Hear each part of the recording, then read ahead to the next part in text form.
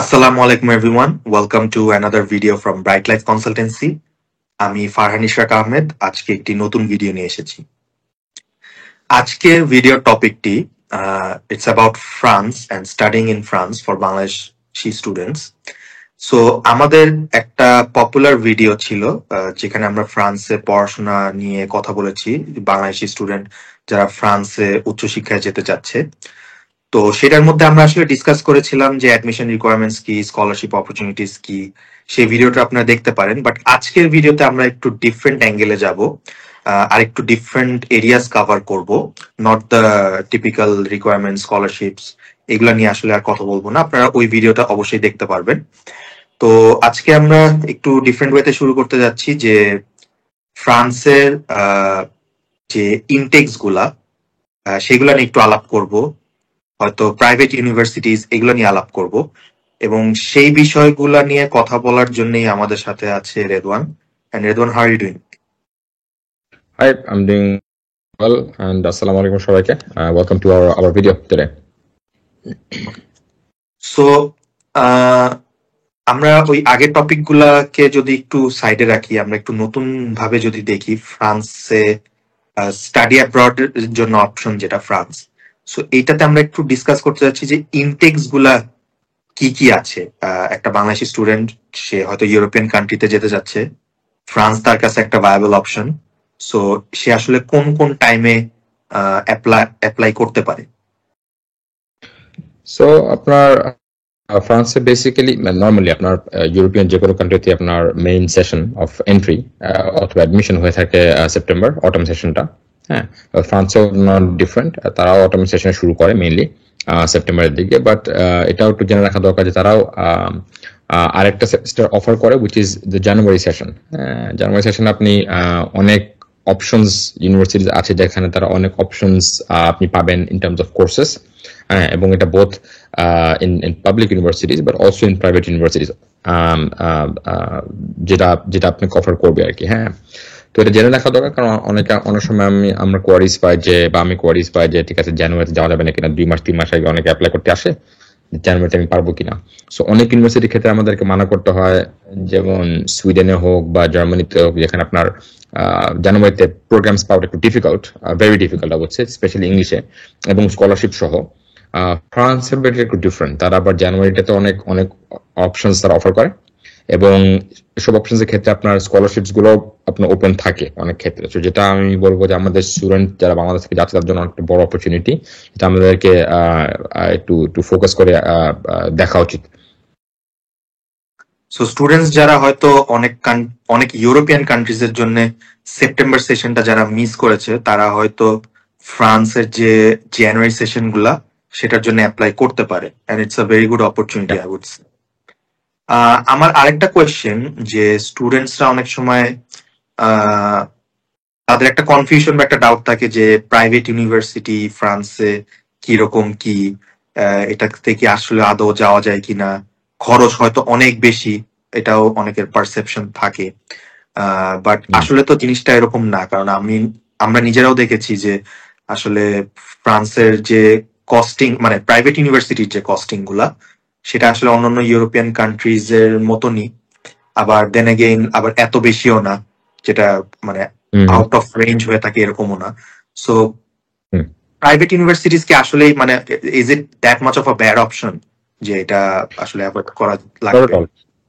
Not at all. আমাদের একটা impression থাকে যে প্রাইভেট ইউনিভার্সিটি হয়তো খারাপ বা জাস্ট অল অ্যাবাউট মানি।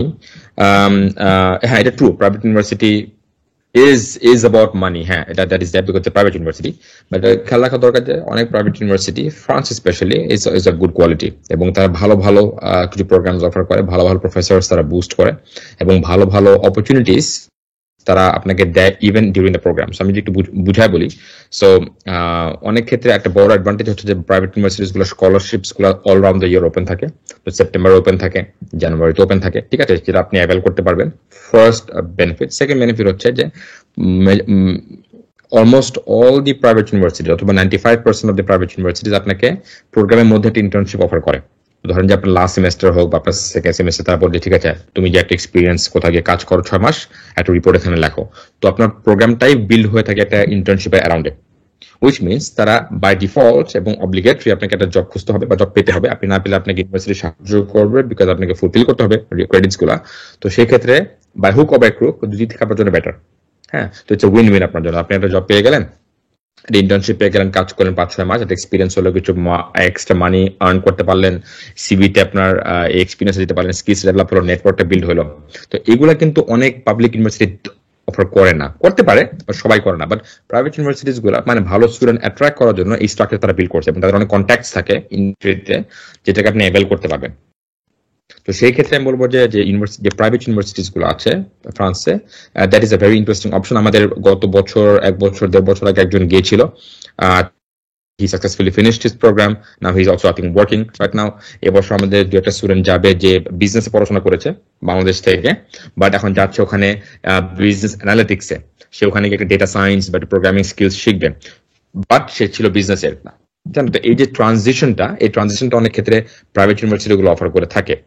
হ্যাঁ, which is very very very nice, কারণ তারা একটু ওপেন মাইন্ডে, তারা একটু ইন্ডাস্ট্রি ফোকাস, তারা চায় যে হ্যাঁ বিজনেস ফিল্ডে হলেও বা অন্য ফিল্ডে হলেও তাদেরকে যেন সেই টেকনিক্যাল স্কিলস শিখার বা একটা স্কিলস অ্যাকোয়ার করার যে অপরচুনিটি দরকার সেটা তারা অফার করে থাকে। তো এটা আমি বলবো যে it's a very good angle আমাদের বাংলাদেশের জন্য একটু দেখার জন্য, যে এটা আমাদের জন্য একটা ইন্টারেস্টিং একটা অপশন।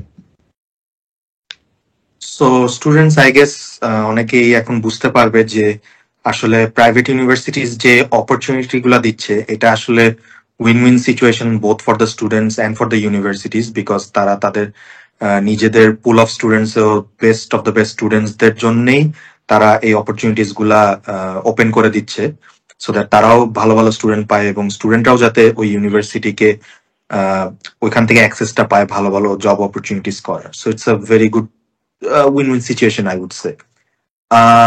আরেকটা কোয়েশ্চেন যেটা দিয়ে আমি আসলে শেষ করতে যাচ্ছি এই ভিডিওটা, যে ফ্রান্সে আসলে অপরচুনিটিস গুলা কতটুকু ভালো আসলে, মানে স্টাডি থেকেও মোর লাইকলি আফটার গ্রাজুয়েশন একটা বাংলাদেশি স্টুডেন্টস আসলে কিরকম অপরচুনিটিস পায় ফ্রান্সে? There are a lot of opportunities. France is it's a big country, বড় একটা দেশ, হ্যাঁ, এবং তাদের ইন্ডাস্ট্রি সেক্টর, তাদের ইকোনমি ইজ প্রিটি গুড। আমি বলবো যে after